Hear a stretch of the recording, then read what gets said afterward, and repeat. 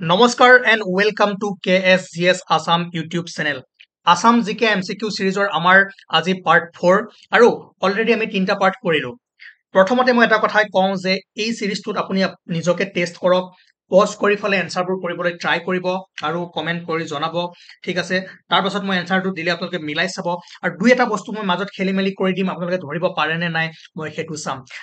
Next second কথা হ'ল যে আপোনালোকে এই সিৰিজটো চাইছে ভাল কৰিছে, কিন্তু যেটো আমাৰ জিকে এণ্ড সোশিয়েল ষ্টাডিজ এমসিকিউ সিৰিজ চলিছিলে অলৰেডি তাত আমি 21টা ক্লাস কৰিছো আৰু সেই সিৰিজটো আপোনালোকে নোচোৱাকে নাথাকিব। লগতে ৰিজনিংও চলাই আছো। সানডে আজি গতিকে ক্লাস নিদিও বুলি ভাবিছিলো, কিন্তু এক্সাম যেহেতু ওচৰ চাপিছে আমি এমসিকিউ কৰিব লাগিব। Now first question for you. Hem Saraswati was a court poet of which king? ঠিক আছে, হেম সৰস্বতী কোনজন ৰজাৰ দৰবাৰৰ কবি আছিলে। মই কৈছো যে প্ৰথমে পজ কৰি নিজে কৰিবলৈ ট্ৰাই কৰক আৰু তাৰ পাছত নোৱাৰিলে চাই ল'ব, ঠিক আছে।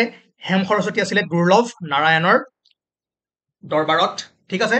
তাৰ পাছত who was the founder of Sen dynasty? Sen বংশৰ প্ৰতিষ্ঠাপক কোন আছিলে? নীলধ্বজ সেন, মনত ৰাখিব। Next question, who was the last ruler of Sen dynasty? ইয়াত আছিলে ফাউণ্ডাৰ আৰু ইয়াত হৈছে last ruler of Sen dynasty, এইটো হ'ব নীলাম্বৰ, ঠিক আছে। নীলাম্বৰ আছিলে আপোনাৰ last ruler of Han dynasty. Now next question. Mula Gabhoru the brave died fighting against? Mula Gabhore কাৰ বিৰুদ্ধে যুঁজি মৃত্যুবৰণ কৰিছিলে? পজ কৰি এনসাৰ দিয়ক। ইয়াৰ এনসাৰ হ'ব Turbak Khan. Okay, very very important question and যিবোৰ আহিব পাৰে, যিবোৰ সম্ভাৱ্য কুৱেশ্যন, মই তেনেকুৱা কুৱেশ্যন লৈ আহিছো। অযথা বহু কুৱেশ্যন আনি আপোনালোকক কনফিউজ কৰোৱা নাই, আৰু যোনে প্ৰথমবাৰ পঢ়ি আছে তেওঁলোকৰ কাৰণে ভাল, আৰু যাৰ সময় কম আছে তেওঁলোকে এই কুৱেশ্যনখিনি যিমান পাৰে প্ৰেক্টিছ কৰক। তথাপিও মিছলিনিয়াছ যিমান কুৱেশ্যন আছে আমি লাহে লাহে এদিন মাৰাথনত কৰিম। ওকে, ঠিক আছে। Next question, who was the founder of Chutiya kingdom? Chutiya কিংডমৰ প্ৰতিষ্ঠাপক কোন আছিলে? আপোনাৰ ৰত্নপাল আৰু ব্ৰহ্মপাল, এই দুজন নহয়। নীতিপাল আৰু বীৰপালৰ ভিতৰত কোন হয়? কমেণ্ট কৰি জনাওক, ঠিক আছে। এইটো ইম্পৰ্টেণ্ট কুৱেশ্যন অহাৰ চান্সেছ আছে, ঠিক আছে। Who was the last ruler of Chutiya kingdom? Chutiya কিংডমৰ লাষ্ট ৰুলাৰ কোন আছিলে? এইটো কমেণ্ট কৰি জনাওক, ঠিক আছে। লাষ্ট ৰুলাৰ হ'ব নীতিপাল বা নিত্যপাল, নিত্যপাল নীতিপাল, ঠিক আছে। আৰু ইয়াৰ ফাৰ্ষ্ট কোন হ'ব? অলৰেডি হিন্টছ আহিছে এটা, তথাপিও আপোনালোকে কমেণ্ট কৰি জনাব। নাও who was the first king of the Koch dynasty? Koch বংশৰ প্ৰথম ৰজা কোন আছিল? নৰ নাৰায়ণ নহয়, বিশ্ব সিংহ, বিশ্ব সিংহ, ঠিক আছে। The name of Naranarayan is mention as? যে নৰনাৰায়ণৰ নামটো কি বুলি মেনচন আছে, কি বুলি উল্লেখ কৰা আছে? আপোনালোকে মন দিব যে নৰনাৰায়ণৰ নামটো আমি মল্লদেৱ বুলিও জানো, ঠিক আছে, মল্লদেৱ। ওকে, আৰু কোচ বংশৰ প্ৰথম ৰজা বিশ্ব সিংহ, চমুকৈ বিচু বুলিও কওঁ। তাৰ পাছত the coinage of Koch kingdom was called? Koch ৰাজ্যৰ মুদ্ৰাক কি বুলি কোৱা হয়? ওকে, এইটো কোৱা হয় নাৰায়ণী মুদ্ৰা, ঠিক আছে। তাৰ পাছত the capital of Koch kingdom was at? Koch ৰাজ্যৰ ৰাজধানী ক'ত আছিল? পজ কৰক, এনসাৰ দিয়ক। এইটো আছিলে কোচ বিহাৰ, ঠিক আছে। কমতাপুৰত বহুতে মাৰি দিব কমতাপুৰ, কিন্তু নহয়, কোচ বিহাৰ, ঠিক আছে। Okay, next question. এবাৰ কুৱেশ্যন হৈছে the Gohain Kamal Ali road was constructed during the reign of? যে গোহাঁই কমল আলী পথটো কাৰ ৰাজত্ব কালত নিৰ্মাণ কৰা হৈছিলে? ভেৰি কমন, নৰ নাৰায়ণ। ওকে, নৰনাৰায়ণ কোচ ৰজা। চাওক, কোচ কিংডমৰ যিমানখিনি ধৰক কুৱেশ্যন আহে নৰনাৰায়ণৰ ওপৰতে মেক্সিমাম কুৱেশ্যন আহিব। তথাপিও যদি আপোনালোকক দিব পাৰে তাৰ ফাউণ্ডাৰজন দিব পাৰে, ঠিক আছে। নৰনাৰায়ণৰ দৰবাৰত বহুতো কবি আছিলে, শংকৰদেৱ, মাধৱদেৱ, তেওঁলোকৰ বিষয়ে দুই এটা কুৱেশ্যন সুধি দিব পাৰে, ঠিক আছে। আপোনাৰ কি কয়, নৰনাৰায়ণৰ দৰবাৰত শংকৰদেৱে কি কি গ্ৰন্থ লিখিছিলে, গুণমালাৰ বিষয়ে সুধিব পাৰে, ঠিক আছে। গতিকে এইবোৰ অকণমান ভালদৰে মন দি যাব। Now who was the founder of Mayamara Satra? Mayamara সত্ৰৰ প্ৰতিষ্ঠাপক কোন আছিলে? এইটো হ'ব অনিৰুদ্ধ দেৱ, ঠিক আছে। মায়ামৰা সত্ৰ মনত ৰাখিব, মায়ামৰা সত্ৰত Aniruddha Dev. Next question, what was Chilarai real name? যে চিলাৰায় কোন আছিলে? নৰনাৰায়ণৰ সেনাপতি। ওকে, কোচ ৰাজবংশৰ যি ৰজা আছিল নৰনাৰায়ণ, নৰনাৰায়ণৰ সেনাপতি আছিলে চিলাৰায়। আৰু চিলাৰায়ৰ প্ৰকৃত নামটো কি আছিলে? শুক্লধ্বজ, শুক্লধ্বজ আছিলে। আৰু এটা নাম আছিলে চিলাৰায়, আৰু এটা নাম আছিলে, তাৰ নাম হৈছে সংগ্ৰাম সিংহ, ঠিক আছে, সংগ্ৰাম সিংহ।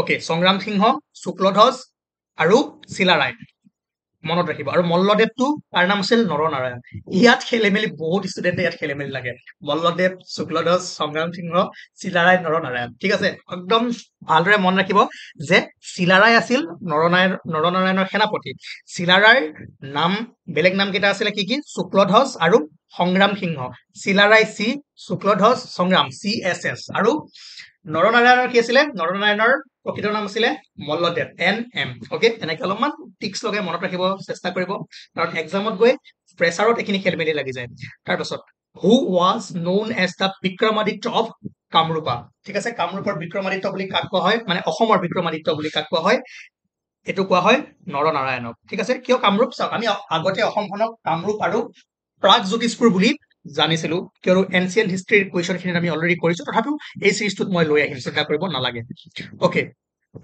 নাও the battle of Saraighat was fought in the year যে শৰাইঘাটৰ যুদ্ধ কোন বছৰত হৈছিলে এইটো যদি নাজানে একেবাৰে লাজৰ কথা গতিকে ইয়াৰ এনচাৰ মই নকৰো কমেন্ট কৰি জনাওক ঠিক আছে in which of the following year T was discovered in Assam অসমত কোনটো বছৰত কোনটো ইয়েৰত চাহৰ আৱিষ্কাৰ হৈছিলে এইটো 1823 1823 চনত চাহৰ আৱিষ্কাৰ হৈছিলে মনত ৰাখিব আহিব পাৰে তাৰপাছত next question who discovered tea plants in Assam in 1823 1823 চনত অলৰেডি আমি কৰি আহিছো যে 1823 চনত অসমত চাহ গছ কোনে আৱিষ্কাৰ কৰিছিল Robert Bruce okay okay Robert Bruce আপোনাক কনফিউজ লগাবলৈ ইয়াত এটা অপশ্যন মণিৰাম দেৱানো দিয়া থাকিব পাৰে মই নিদিলো আৰু মণিৰাম দেৱান থাকিলে বহুতে উৎপাতত কি কৰে ভালদৰে অপশ্যন নাচাই চাহ বাছ মণিৰাম দেৱান মাৰি থৈ আহে গতিকে মই এটা কথাই কওঁ এক্সামত সদায় কুৱেশ্যনটো ভালদৰে পঢ়িব কি সুধিছে ভালদৰে চাব তাৰ পাছত সময় লগাব ঠিক আছে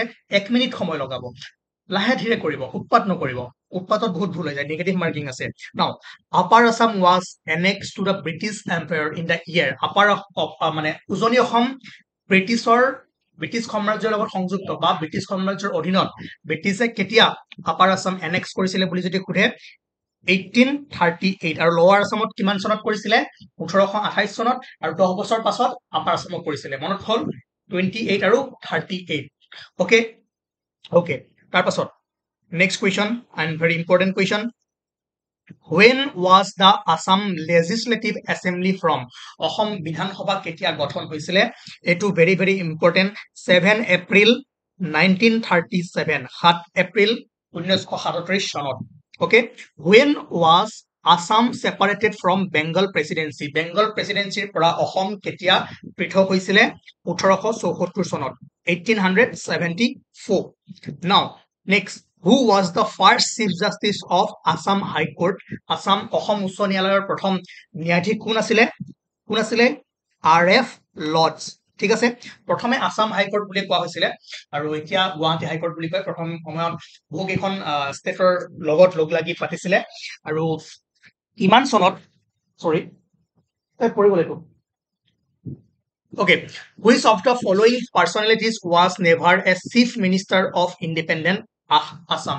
এইটো মন কৰিব ইয়াত এটা টুইষ্ট আছে তলৰ কোনজন ব্যক্তি কেতিয়াও স্বাধীন অসমৰ মুখ্যমন্ত্ৰী নাছিলে মানে 1947 ৰ পাছত কোনজন ব্যক্তি মুখ্যমন্ত্ৰী নাছিলে এতিয়া আপুনি যদি চাই বিষ্ণুৰাম মেধি আৰু বিমলা প্ৰসাদ চলিহা তেওঁলোকটো আপুনি আছিলে হয় না তেওঁলোকটো স্বাধীন অসমৰ পিছতে আছিলে কিন্তু কনফিউজ নহব গোপীনাথ বৰদলৈ আৰু স্যাৰ মোহাম্মদ সাদুল্লাহ তেওঁলোক দুজন স্বাধীন অসমৰ আগতো আছিল কিন্তু গোপীনাথ বৰদলৈ স্বাধীন অসমৰ পিছতো তেওঁ মুখ্যমন্ত্ৰী হিচাপে কাৰ্যনিৰ্বাহ কৰিছিলে ঠিক আছে গতিকে এওঁ দুজনৰ মাজত আপোনালোকে কনফিউজ নহব যদি সুধে স্বাধীন অসমৰ পিছত কোনজন নাছিল হৈছে আপোনাৰ কোনজন আছে কোৱা নাই তলৰ কোনজন ব্যক্তি কেতিয়াও স্বাধীন অসমৰ মুখ্যমন্ত্ৰী নাছিলে তেতিয়া হ'ব স্যাৰ মোহাম্মদ সাদুল্লাহ তেওঁ মুখ্যমন্ত্ৰী আছিলে কিমান চনৰ পৰা যেতিয়া ফাৰ্ষ্ট লেজিসলেটিভ এছেম্বলি আমি অলৰেডি কুৱেশ্যনটো কৰিছো গঠন হৈছিলে প্ৰথম তেওঁৱে মন্ত্ৰীসভা বা তেওঁৱে চৰকাৰ গঠন কৰিছিলে সাদুল্লাহ ঠিক আছে স্যাৰ মোহাম্মদ সাদুল্লাহ কিন্তু স্বাধীন অসমৰ পিছত তেওঁ নাছিলে ঠিক আছে কুৱেশ্যনটো ভালকে পঢ়িব নট কৈছে was never a chief minister next question এটো কৰিলো নে yeah which of the following tribes of Assam celebrate পাইখো পূজা অসমৰ কোনটো জনগোষ্ঠীয়ে পাইখো পূজা পালন কৰে মিচিং ৰাভা গাৰো বড়ো পাইখো কোনে কৰে ৰাভা ৰাভা কমিউনিটিয়ে কৰে, ঠিক আছে, ৰাভাসকলে কৰে। গতিকে আপোনালোকে হয় নে নহয় কমেণ্ট কৰি জনাব। হু build the Umananda temple, Umananda মন্দিৰ কোনে নিৰ্মাণ কৰিছিলে? এইটো হ'ব গদাধৰ সিংহ, ঠিক আছে, গদাধৰ সিংহই উমানন্দ মন্দিৰ নিৰ্মাণ কৰিছিল। Next question, the Deodhani dance is associated with the worship of which goddess?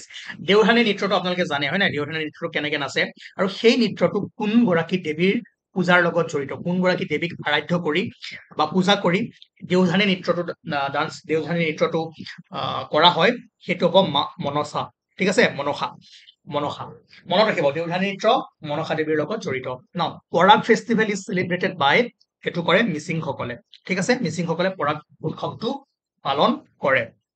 Okay, next question. Which Ahom king gave royal patron of to Bihu? ঠিক আছে, ঠিক আছে, which Ahom king gave royal অলপ সময় পিছত গৈ আছো। Okay, which Ahom king gave royal patronage to Bihu, মানে কোনটো আহোম ৰজাই বিহুক ৰাজকীয় পৃষ্ঠপোষকতা দিছিল বা ৰজাঘৰীয়া পৃষ্ঠপোষকতা দিছিল, সেইটো হ'ব ৰুদ্ৰ সিংহ। অকে, মনত থাকিব। নাও হেৰাই পূজা ইজ পাৰফৰ্ম বাই, হেৰাই পূজা কোনটো জনগোষ্ঠীয়ে পালন কৰে? মিচিং, বড়ো, কাৰ্বি, ৰাভা। এইটো ইম্পৰ্টেণ্ট কুৱেশ্যন, আপোনালোকে যদি জানে প'ষ্ট কৰি এবাৰ কুৱেশ্যনটো এনচাৰ দিবলৈ ট্ৰাই কৰক। মই 30 ছেকেণ্ড ৰৈ দিছো কৰক, এতিয়াই কৰক, লাইভ ক্লাছ চলি আছে বুলি ধৰক।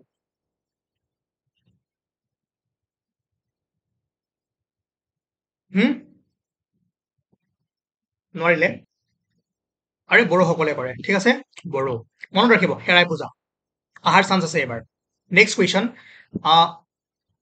চামাংকান ফেষ্টিভেল, চামাংকান উৎসৱ পালন কৰে, চামাংকান ফেষ্টিভেলটো কোনে পালন কৰে? কোনে কৰে? দেউৰী, বড়ো, কাৰ্বি, গাৰো।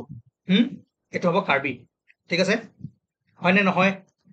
হয়নে নহয় কমেণ্ট কৰক এবাৰ, ঠিক আছে, কাৰ্বিসকলে কৰে। এইটো মে বি কিবা ডেথ এনিভাৰ্চাৰী এনেকুৱা টাইমত কৰে নেকি, মই আগতে পাইছিলো এবাৰ, একজেক্টলি পাহৰিছো, যদি জানে অকমান কাৰ্বি ষ্টুডেণ্ট কোনোবাই যদি চাই আছে কমেণ্ট কৰি জনাব, ঠিক আছে। নাও Brajavali language is a mixer of Assamese language and which of the following language? যে ব্ৰজাৱলী ভাষাটো অসমীয়া আৰু কোনটো ভাষাৰ মিশ্ৰণ হয়? এইটো সকলোৱে জানে, মৈথিলী, ঠিক আছে, মৈথিলী আৰু অসমীয়া ভাষাৰ মিশ্ৰণ ঘটি ব্ৰজাৱলী ভাষাটো হৈছে। Okay, next question, the Parbatia is located in which place in Assam? ঠিক আছে, দা পাৰ্বতীয়াৰ বিষয়ে আমি অলৰেডি পঢ়িছো, আছাম এনচিয়েণ্ট আছামৰ যি আৰ্ট এণ্ড কালচাৰ আছিলে, চিন্তা কৰিব নালাগে, সেই চিৰিজটো মই আকৌ অসমীয়াত ট্ৰান্সলেট কৰি লৈ আহিম। অকে, দা পাৰ্বতীয়া কোন ঠাইত আছিলে? গহপুৰ, তেজপুৰ, নৰনাৰায়ণপুৰ, কলিয়াবৰ, ক'ত আছিলে? না কমেণ্ট কৰক আপোনালোকে, ঠিক আছে। নাও হু এষ্টাব্লিছ দ্য বৰপেটা সত্ৰ? এইটো ইম্পৰ্টেণ্ট, বৰপেটা সত্ৰখন মাধৱদেৱে প্ৰতিষ্ঠা কৰিছিলে, ঠিক আছে, বৰপেটা সত্ৰ কোনে প্ৰতিষ্ঠা কৰিছিল? মাধৱদেৱে। আপোনালোকৰ কাৰণে হোমৱৰ্ক কোনটো থাকিল? এইটো question, the Parbatia is located in which place?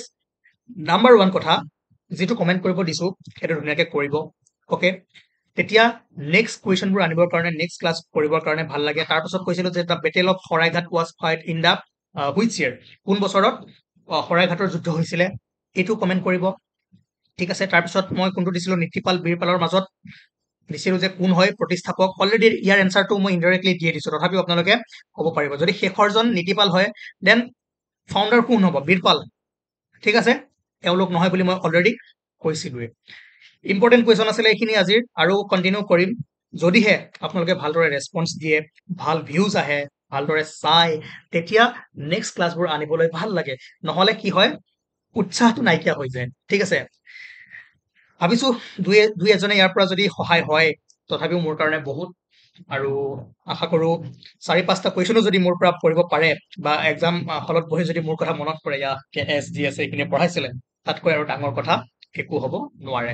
Thank U, চাব, শ্বেয়াৰ কৰিব, ছাবস্ক্ৰাইব কৰিব, আৰু লগতে নেক্সট ক্লাছৰ কাৰণে কি কয় নটিফিকেশ্যনটো বজাই থ'ব, তেতিয়া লগে লগে ইনফৰমেশ্যনবোৰ পাই থাকিব।